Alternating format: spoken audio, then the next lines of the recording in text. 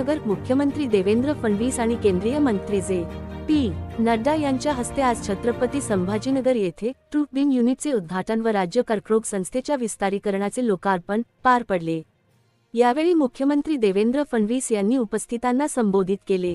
मुख्यमंत्री देवेंद्र फडणवीस म्हणाले की छत्रपती संभाजीनगर येथे ट्रू बीमसारखी कॅन्सरवरील उपचारासाठी अद्ययावत सुविधा उपलब्ध होत आहे, याचे समाधान आहे। राज्यातील शासकीय आरोग्य व्यवस्थेत छत्रपती संभाजीनगर येथे पहिल्यांदा ही अद्ययावत उपचार यंत्रणा उपलब्ध होत आहे। जीवनशैलीत झालेल्या बदलांमुळे कॅन्सरचे प्रमाण वाढले आहे।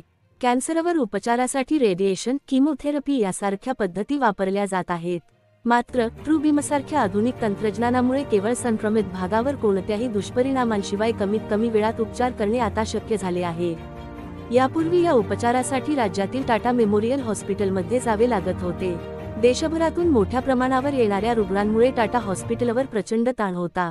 मात्र आता छत्रपती संभाजीनगर येथेही ही सेवा उपलब्ध झाल्याने मराठवाड्यातील कॅन्सरग्रस्त रुग्णांसाठी ती एक वरदान ठरेल, असा विश्वास मुख्यमंत्री देवेंद्र फडणवीस यांनी व्यक्त केला। 2016 दशसहस्रांश साली या रुग्णालयाला राज्य कर्करोग रुग्णालयाचा दर्जा दिला होता।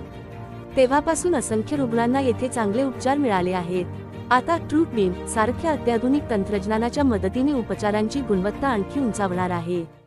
तसेच पेट स्कॅन सुविधेला मान्यता दिल्याने कर्करोगाच्या संपूर्ण निदान आणि उपचाराची सोय या ठिकाणी उपलब्ध होणार आहे। कर्करोगाचे लवकर निदान झाले तर सर्व प्रकारचे कर्करोग पूर्णतः बरे करता येऊ शकतात।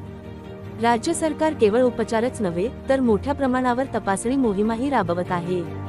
गेल्या 2 ते 2.5 वर्षांत सुमारे 10 नवीन वैद्यकीय महाविद्यालये सुरू करण्यात आली आहेत, त्यामुळे वैद्यकीय शिक्षणासाठी उपलब्ध जागा मोठ्या प्रमाणात वाढल्या आहेत। या महाविद्यालयांच्या पायाभूत सुविधांसाठी सुमारे इंडियन रुपी 5,000 कोटींचे कर्ज उभारण्यात आले आहे।